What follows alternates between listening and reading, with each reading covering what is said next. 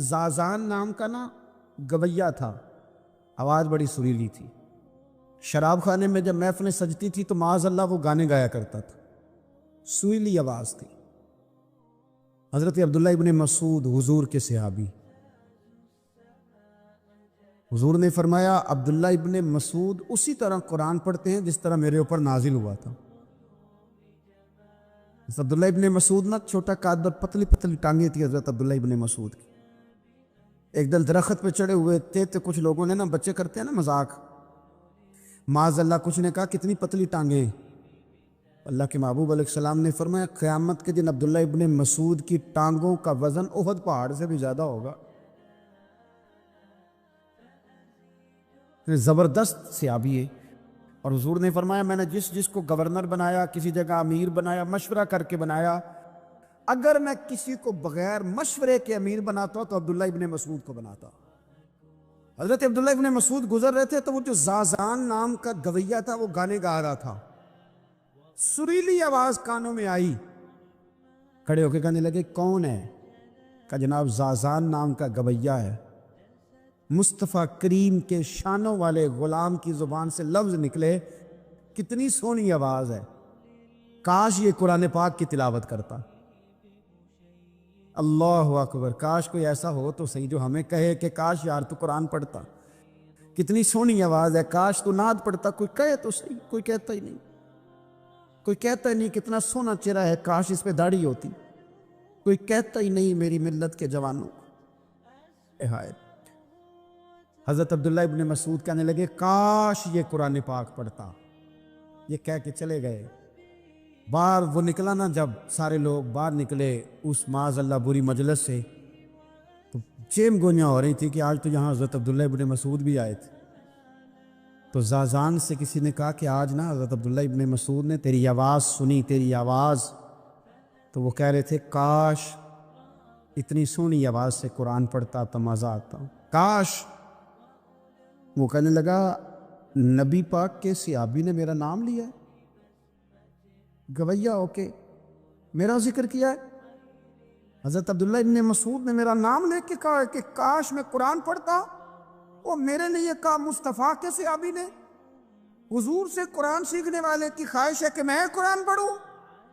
دوڑے گئے، کدھر ملیں گے عبداللہ ابن مسعود؟ فلاں فلاں جگہ غسل کیا، وضو کیا، پیروں میں لگ گئے جا کے، کہنے لگے سونیا جس کے قرآن پڑھنے کی تعریف مدینے والے کریں وہ میرے بارے میں کہے کہ مجھے قرآن پڑھنا چاہیے تھا، آج سے میں نے ٹھوکر ماری سارے گانوں کو، سکھاؤ مجھے قرآن، میں قرآن ہی پڑھا کروں، میں قرآن پڑھوں گا، میں پڑھ پڑھ کے سناؤں گا، لوگ میری زبان سے اللہ کے کلام کی تلاوت سنا کریں گے۔ کوئی بیٹھا ہوا مجھے دور دعا دیتا ہے، میں ڈوبتا ہوں سمندر اچھال دیتا ہے۔ دیکھیں نا، انسان پر اگر کوئی شخص نیکی کر دیتا ہے، احسان کر دیتا ہے، تو انسان اس کے سامنے پھر گردن نہیں اٹھا سکتا، یار یہ میرے مشکل وقت کا دوست ہے، اس نے میرے ساتھ نیکی کی، کبھی بھی گردن نہیں اٹھائے گا، جھکا کے رکھے گا۔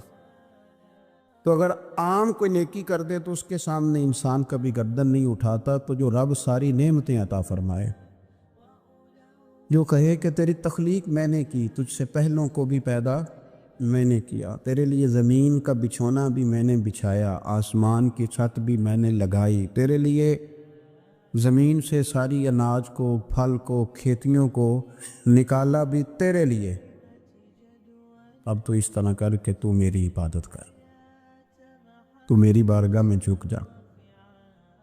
بہت سارے نشے لوگوں کو لگے ہوئے ہوتے ہیں،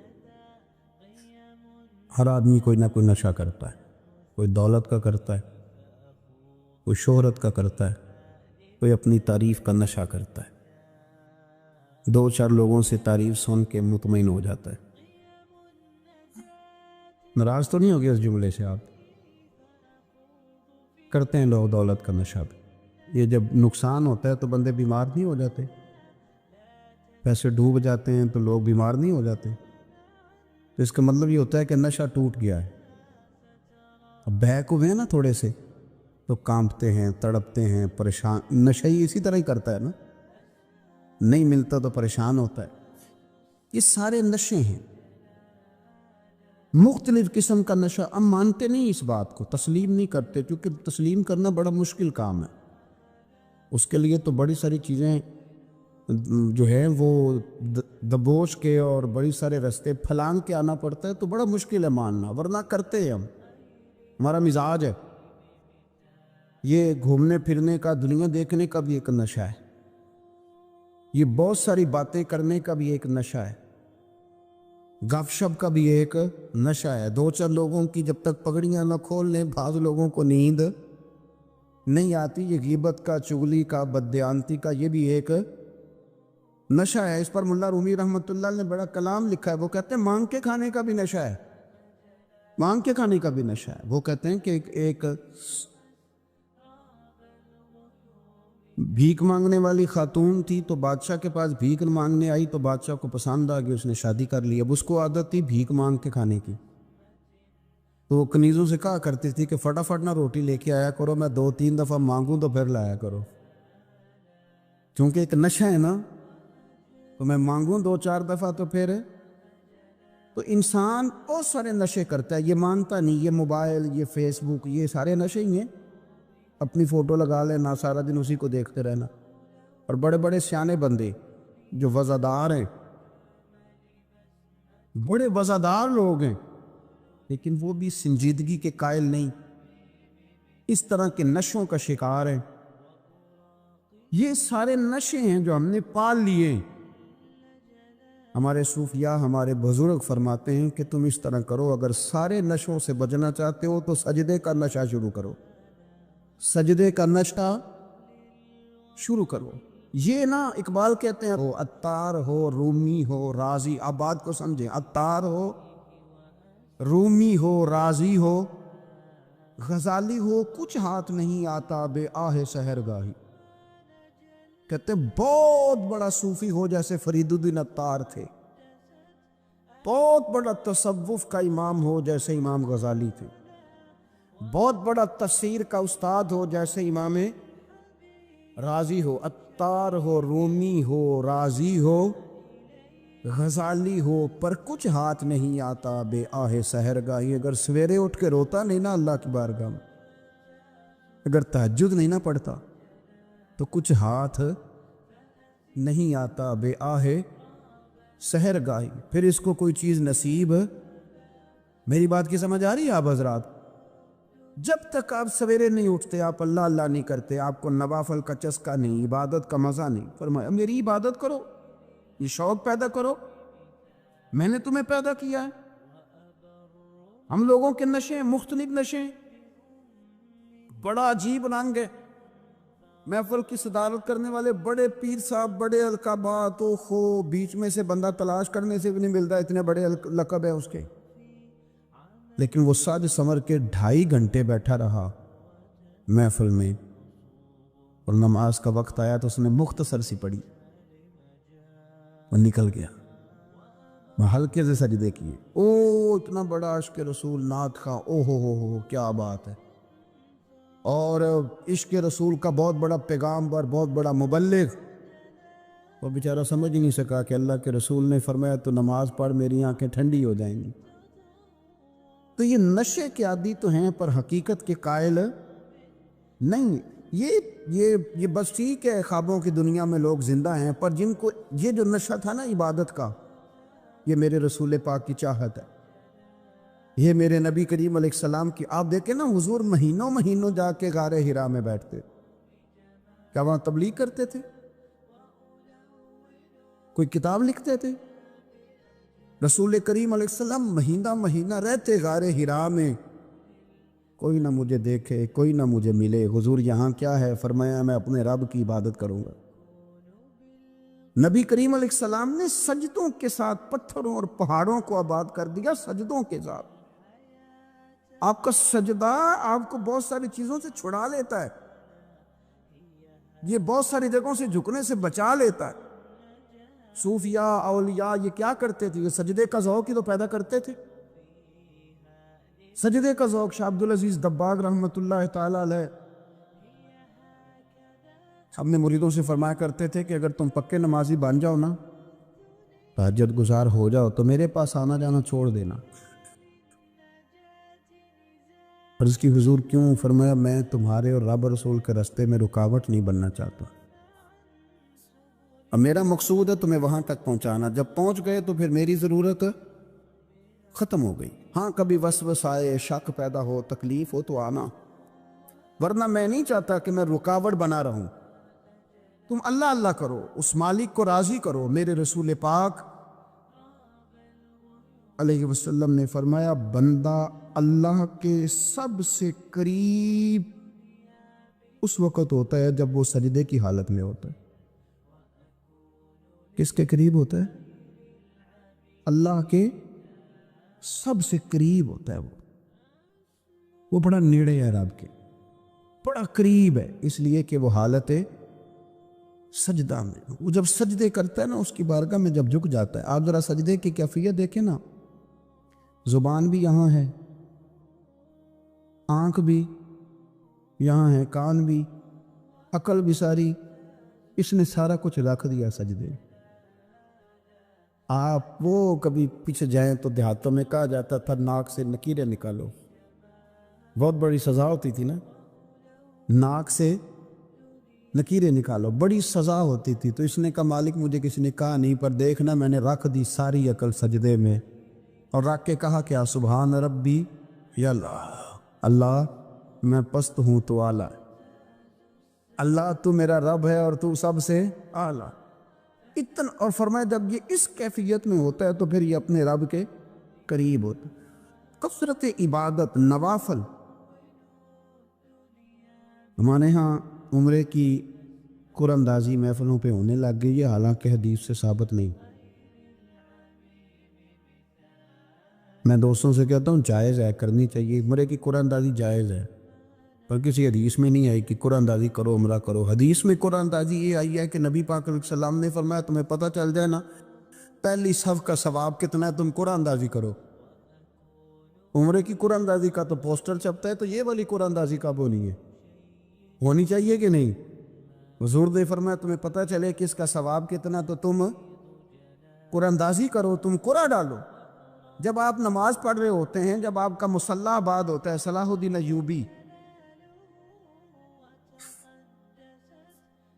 ایک بزرگ سے ملاقات ہو گئی بیت المقدس پر،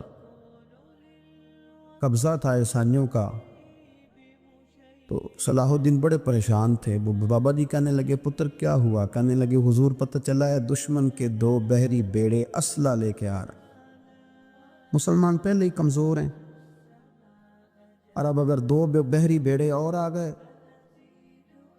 تو حضور مسئلہ بن جائے گا۔ تو میں پریشان ہوں کہ کس طرح یہ کم مسئلے والی ہماری فوج ہے کیسے مقابلہ کرے گی۔ تو بابا جی کہنے لگے پتر اس طرح کرنا، آج رات تو بھی دعا کرنا اور میں بھی کروں گا، تو بھی دعا کرنا، آپ ناراض نہ ہونا، ہم تو پیروں والے ہیں، ہم تو پیروں کے نوکر غلام ہیں، ہمارا تو گزارا ہی نہیں، ہمیں تو ملتا ہے سارا کچھ وہاں سے۔ پر میرا سوال یہ ہے کہ تعویذ لینے جاتے ہو نفل کیوں نہیں پڑھتے؟ رات اللہ اللہ کیوں نہیں کرتے؟ یہ بھی تو ہمارے بزرگوں کا ہی طریقہ ہے، انہوں نے تو ہمیں سکھایا ہے۔ صلاح الدین ایوبی سے بزرگوں نے کہا کہ رات آج نا اللہ اللہ کرنا، تو میں تیرے لیے دعا کروں گا، تو بھی دعا کرنا۔ تو بندہ جب دکھی ہوتا ہے تو سجدہ کرتا ہے، تو پھر ہی تو مصلی بھیگ جاتا ہے، پھر ہی تو مزہ آتا ہے۔ سکھی بندہ تو کعبے جا کے نہیں روتا، دکھی تھے، تکلیف تھی، تو سر رکھا سجدے میں تو تڑپ گئے۔ اور وہ بابا جی کہتے ہیں میں مسجد آیا تو صلاح الدین چیخے مار کے رو رہا تھا اور کہہ رہا تھا مالک میں کوئی اپنی شان کے لیے تو نہیں نہ لڑ رہا، اللہ کو میں کوئی قبضوں کے لیے تو نہیں لڑ رہا، مالک تیرے لیے لڑ رہا ہوں، مجھے بے آبرو نہ کرنا، میری مدد فرمانا۔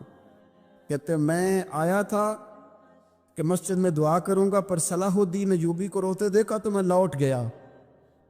تو سویرے صلاح الدین ملے تو بڑے خوش تھے۔ میں نے کہا پتر کیا ہوا؟ کہنے لگے حضور وہ بحری بیڑے 2 آ رہے تھے نا اسلحہ لے کے، دونوں ڈوب گئے پانی میں ڈوب گئے۔ تو بابا جی کہنے لگے صلاح الدین وہ پانی میں نہیں ڈوبے، وہ تیرے آنسوؤں میں ڈوب گئے، وہ غرق ہو گئے، وہ جو تو نے مصلی بات کیا تو وہ تیرے آنسوؤں میں ڈوب گئے، وہ غرق ہو گئے، وہ تباہ، اتنے قیمتی تھے تیرے آنسو کے بہا لے گئے دشمن کے بحری بیڑوں کو۔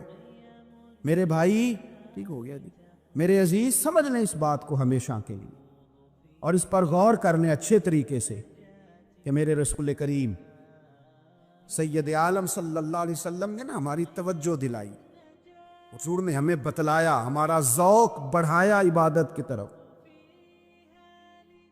ایک صحابی تھے حضرت ابو فاطمہ رضی اللہ تعالیٰ عنہ، یہ ترمذی شریف کی حدیث ہے۔ نبی پاک علیہ السلام نے فرمایا، ابو فاطمہ قیامت کے دن مجھ سے جلدی ملنا چاہتے ہو کہ دیر کے ساتھ؟ تو کہنے لگے حضور کون ہوگا جو دیر سے ملنا چاہے، ہم نے تو جان دے دی وعدہ دیدار پر۔ اعلیٰ حضرت فرماتے ہیں جان دے دی وعدہ اور نقد اپنا دام ہو ہی جائے گا۔ مجھے لگتا ہے کہ یہ سودا نقد و نقد ہو جانا ہے، چونکہ ہم نے جان دے دی وعدہ دیدار پر۔ آپ نے وعدہ کیا تھا کہ مریں گے تو پھر زیارت ہوگی، تو مر گئے ہم زیارت کی خاطر۔ جان دے دی وعدہ دیدار پر، تو نقد اپنا دام ہو ہی جائے گا۔ اے رضا ہر کام کا ایک وقت ہے، دل کو بھی آرام ہو ہی جائے گا۔ تو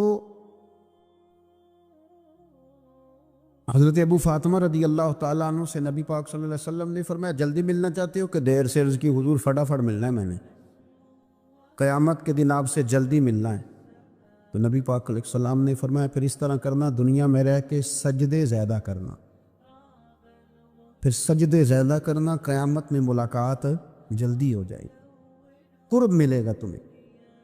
اپنے بچوں کے اندر لیکن ہم شوق پیدا کرتے ہیں، ہمیں صحیح لفظ نہیں بولنے آتے، پر ہم بچوں میں شوق پیدا کرتے ہیں کہ پتر ڈاکٹر بن جائے گا تو بڑا نفع کرے گا، تو لوگوں کی خدمت کرے گا، ملک و ملت کی خدمت کرے گا، تیرے ابا کا نام روشن ہوگا، تیرے دادا کی تعریفیں ہوگی۔ ہم یہ ذوق پیدا کرتے ہیں، ہم اپنے نوجوانوں کے اندر یہ فکر پیدا کرتے ہیں، انہیں ہم سمجھاتے ہیں کہ میاں جب تم پڑھو گے، محنت کرو گے تو فلاں آدمی کی طرح تمہارا نام ہوگا۔ یہ جتنا ذوق ہم بچوں کے اندر ان چیزوں کو پیدا کرتے، ہمیں حکم ہے کسی طرح ہم ذوق پیدا کریں کہ پتر نماز پڑھے گا تو اللہ راضی ہو جائے گا، تو سجدہ کرے گا۔ دیکھیں نا میرے رسول کریم علیہ السلام نے فرمایا 7 سال کے بچے کو مسجد لے کے جاؤ، یعنی اسے شوق دلاؤ، اس کے اندر یہ خاصیت پیدا کرو کہ اس کا دل کرے مسجد میں جانے، اس کے اندر یہ خصوصیات لاؤ کہ وہ ہمارے ہاں نا ہر چیز کو پروموٹ کیا جا رہا ہے، ہر چیز کو، یعنی سر سنگیت سکھانے کے لیے اکیڈمیاں بن گئی ہیں، ہر شے پروموٹ ہو رہی ہے۔ عبادت کا جذبہ کم ہوتا جا رہا ہے، اللہ کا ذوق ہمارے اندر نہیں رہا، اور اتنا مشکل ہم نے اپنے لیے بنا لیا ہے کہ وہ بندہ جو بڑی زبردست مذہبی گفتگو کر رہا تھا اور تگڑی بات کر رہا تھا، کیا بات ہے، لیکن نماز کے بارے میں کمزوری دکھا جاتا ہے، نوافل کے بارے میں وہ چپکے سے نکل جاتا ہے۔ امام احمد بن حنبل رحمۃ اللہ تعالی علیہ، مسند امام احمد بن حنبل 14 جلدوں میں ہے مارکیٹ میں، اور مجھے تو خیر پسندی بڑی ہے، میں نے کئی دفعہ پڑھی ہے، اور کیا بات ہے امام احمد بن حنبل، کیسے تگڑے قسم کے محدث تھے، اور اللہ نے کتنا انہیں اعزاز عطا فرمایا ہوا۔ یہ کوڑے بھی کھاتے تھے دین کی خاطر، سارا کرتا لہو سے بھر بھی جایا کرتا، بڑا اعزاز والا شخص تھے، بڑے اعزاز والے، حدیثیں جمع کرنا، حدیثیں لکھنا، حدیث پڑھانا، سارا دن رہتے تھے، کہہ سکتے تھے کہ میں کر تو رہا ہوں کام، اور حدیث بھی موجود ہے کہ عالم عابد سے افضل ہوتا ہے، پر اس کے باوجود امام احمد بن حنبل رحمۃ اللہ علیہ 300 نفل فرض نمازوں کے علاوہ پڑھا کرتے، 300 نوافل روز پڑھا کرتے تھے۔ ان کے بیٹے نے کہا ابا جی مکان خریدنا ہے تو وہ جگہ کہاں کر کے لوں، بہت ساری آبادیاں، تو فرمایا پتر وہاں لینا جہاں مسجد قریب ہو۔ میرے رسول کریم سید عالم صلی اللہ علیہ وسلم اتنا پسند کرتے مسجد کو، اتنا پسند کرتے نماز کو، کہ رسول کریم صلی اللہ علیہ وسلم تہجد کی نماز بھی پڑھتے، پھر حضور فجر کی نماز بھی پڑھتے، نبی پاک وتر کو الگ کر کے پڑھتے، عشاء کے ساتھ نہیں پڑھتے۔ یہ تو ہم اس لیے اجازت دی ہمارے بزرگوں نے کہ بعد میں اٹھے گا کون علیحدہ وتر پڑھنے کے لیے، عشاء کے ساتھ پڑھ لیں، وطر پڑھتے، تہجد پڑھتے، فجر پڑھتے، اشراق پڑھتے، چاشت پڑھتے، پھر مغرب کی نماز کے بعد 6 رکعت اوابین پڑھتے، پھر رات کو صلاۃ اللیل پڑھتے۔ سیدہ عائشہ صدیقہ کہتی ہیں زمانہ سو جاتا اور میرے رسول مصلی بچھا کے کھڑے ہو جاتے۔ او یار، کھیتی باڑی کر کے نہیں، محنت مزدوری کر کے نہیں۔ جناب عائشہ کہتی ہیں میں یہ بھی دیکھتی کہ حضور ایک آیت شروع کرتے تو ساری رات اسی کو پڑھتے، اور میری نظر جاتی تو قدم مبارک پہ ورم آ جاتا۔ یار نماز پڑھ پڑھ کے، اتنی مشقت کر کے، اتنی جد و جہد کر کے ورم آ گیا، یا رسول اللہ اتنی محنت کیوں کرتے ہو؟ فرمایا افلا اکون عبدا شکورا، کیا میں اپنے رب کا شکر گزار بندہ نہ بنوں؟ صحابہ کا ذوق عبادتوں کا، ریاضتوں کا، تلاوتوں کا، طبیعت ہے ان کی۔ مستدرک کے اندر حدیث ہے، رسول کریم صلی اللہ تعالی علیہ وآلہ وسلم کی پیاری زوجہ حضرت عائشہ صدیقہ رضی اللہ تعالی عنہ فرماتی ہیں نبی پاک کی بارگاہ میں عرض کیا گیا یا رسول اللہ صلی اللہ تعالی علیہ وسلم ذرا ارشاد فرمائیے گا عورت پر سب سے زیادہ حق کس کا ہے؟ حضور ذرا بتلائیے گا عورت پر سب سے زیادہ حق کس کا ہے؟ تو یہ کسی مفتی کا قول نہیں، یہ کسی دانشور کی رائے نہیں، یہ اس محبوب کا قول ہے جنہیں اللہ تبارک و تعالی نے دنیا میں راحت اور آرام دینے کے لیے مبعوث فرمایا ہے۔ یا رسول اللہ صلی اللہ علیہ وسلم عورت پر سب سے زیادہ حق کس کا ہے؟ تو حضور نے فرمایا اس کے خامن کا۔ اسی مجلس میں، اسی محفل میں وہ شخص اٹھ کے نہیں گیا، وہی شخص حضور سے سوال کرنے لگا حضور تو مرد پر حق کس کا زیادہ ہے؟ عورت پر تو میں نے پوچھ لیا، نیا شخص نہیں آیا، نیا آدمی نہیں آیا۔ اسی نے اسی مقام پر اسی جگہ کھڑے ہو کے سوال کیا کہ یا رسول اللہ صلی اللہ علیہ وسلم اب یہ بھی ارشاد فرما دیجئے کہ مرد پر سب سے زیادہ حق کس کا ہے؟ نبی پاک نے فرمایا اس کی ماں کا۔ عورت پر سب سے زیادہ حق کس کا ہے؟ اس کے شوہر کا۔ اور مرد پر سب سے زیادہ حق کس کا ہے؟ اس کی ماں کا۔ یہ حقوق، یہ تعین ہے جو نبی پاک صلی اللہ علیہ وسلم نے کر کے دیا۔ یہ حقوق کی وہ والی وضاحت ہے، اور یہ ہر آدمی کا وہ والا مقام ہے جو میرے محبوب علیہ الصلوۃ والسلام نے اپنی امت کو خود بتایا ہے کہ یہ اس کی جگہ ہے اور یہ اس کی جگہ ہے۔ اب یہاں ایک بات اور قابل غور ہے، مرد کی عورت پر بھی حقوق ہیں، عورت کے مرد پر حقوق ہیں۔ انشاءاللہ تعالیٰ ایک موضوع آ رہا ہے، اس میں ان چیزوں کی کچھ زیادہ وضاحت کروں گا، یہاں صرف اشارہ دیتا ہوں۔ نبی پاک صلی اللہ علیہ وسلم کی خدمت میں ایک عورت حاضر ہوئی، اس نے عرض کی یا رسول اللہ صلی اللہ علیہ وسلم مجھے بتائیے گا مرد کے کیا حقوق ہیں، اگر میں ادا کر سکتی ہوں تو شادی کروں، حضور ذرا بتلائیے گا۔ تو یہ حدیثیں ہم نے بیٹیوں کو رٹانی ہے، یہ حدیثیں ہم نے بہنوں کو یاد کرانی ہے۔ میرے نبی پاک علیہ الصلوۃ والسلام سے پوچھا، امام حاکم نے لکھا ہے کتاب البر کے اندر، اس کو ابن جوزی علیہ الرحمٰن نے نقل کیا ہے، یا رسول اللہ صلی اللہ علیہ وسلم مجھے بتائیے گا خامند کے حقوق کیا ہے؟ اور خاتون عرض کرتی حضور اگر تو میں ادا کر سکتی ہوئی تو نکاح کروں گی ورنہ نہیں کروں گی۔ اللہ کے رسول صلی اللہ تعالی علیہ وآلہ وسلم نے ارشاد فرمایا بھئی بات یہ ہے کہ اگر خامند کے جسم سے پیپ نکلے، ریشہ نکلے اور خون نکلے، عورت اپنی زبان سے صاف بھی کرے تو پھر بھی خامند کا حق ادا نہیں ہوتا۔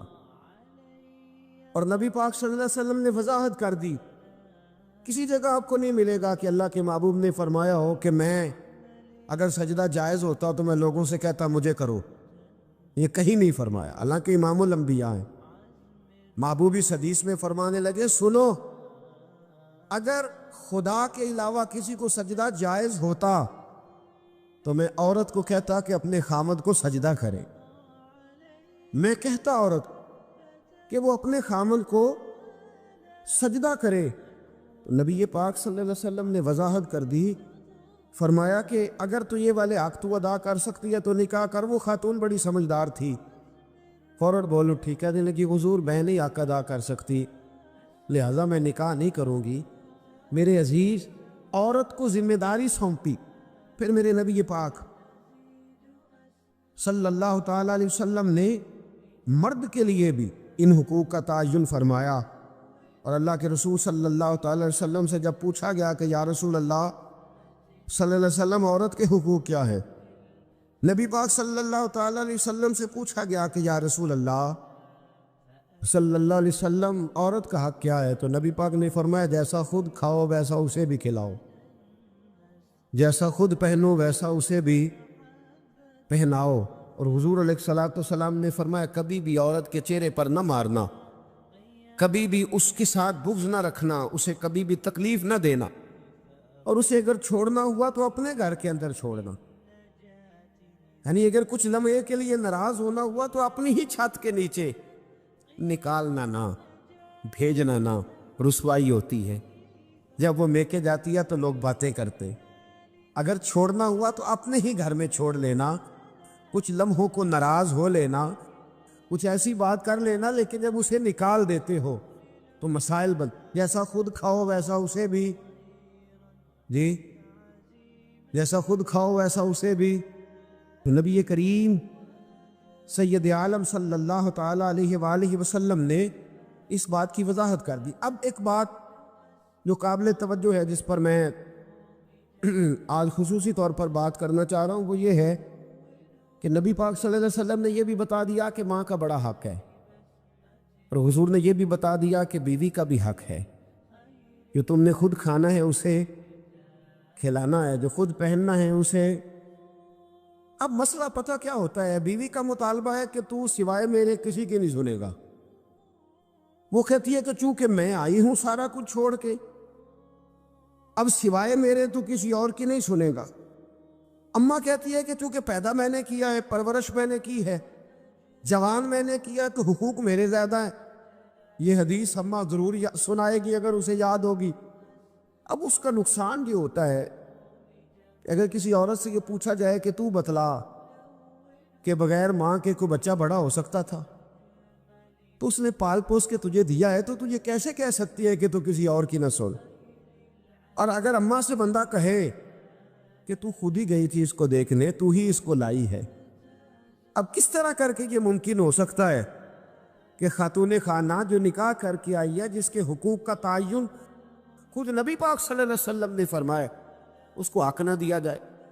کچھ حقوق میاں بیوی کے ہیں، کوئی شخص وہاں بھی تقاضا نہ کرے، کوئی بہن تقاضا نہ کرے کہ میرا بھائی کسی بھی طور پر بیوی کی کوئی بات نہ مانے اور صرف وہ میری طرف ہی توجہ رکھے، کوئی ماں یہ تقاضا نہ کرے، اس لیے کہ اس کے حقوق بھی اللہ اور اس کے رسول نے بیان فرمائے۔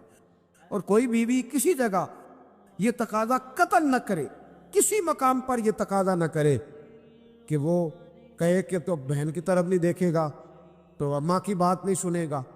اس سے آگے بڑھ کر ایک اور بات ہے، اس پر بھی ضرور غور فرمائیے گا۔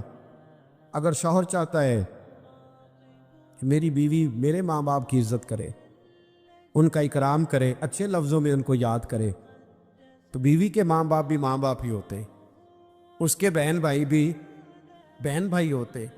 اگر تو ان کا نام اچھے لفظوں کے ساتھ پکارے گا، ہمارے معاشرے میں کچھ چیزیں شرم کا باعث ہے، کہتے مجھے شرم آتی ہے جملہ کہتے، لوگ چھیڑتے، بچے باتیں کرتے۔ میرے رسول پاک صلی اللہ علیہ وسلم نے فرمایا تیرے 3 باپ ہیں۔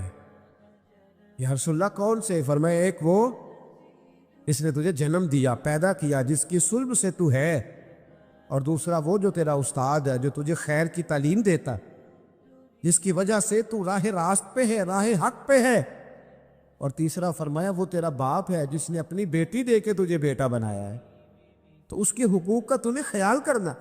یہ کس طرح کی بات ہوئی کہ تو بیوی سے یہ تو تقاضا کرے کہ میں نے آج آ کے دیکھا ہے کہ میری اماں بیٹھی، تم نے روٹی نہیں پوچھی، اور جب اس کی اماں آئے تو پھر تیرے طور طریقے بدل جائیں، تیرا سٹائل ہی بدل جائے، تو ان کا نام لے تو تیری یا تو تیرے لبوں پر طنز یا ہنسی ہو، یا تیرے جملوں کے اندر سخت پن ہو. ایسا نہیں ہونا چاہیے. انسان کو ہر رشتے کو اس کی جگہ پہ رکھنا چاہیے، ہر رشتے کو اس کا مقام دینا چاہیے، ہر رشتے کو اس کا وقار دینا چاہیے. نبی پاک صلی اللہ علیہ وسلم تشریف فرماتی حضرت عائشہ صدیقہ کہ ایک بوڑھی عورت آ گئی.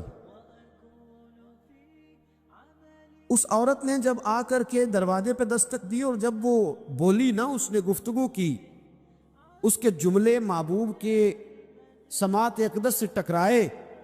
کہتے اللہ کے محبوب جلدی سے اٹھ کے بیٹھ گئے. حضور نے اس بوڑھی کا استقبال کیا اور حضور نے اسے بٹھایا.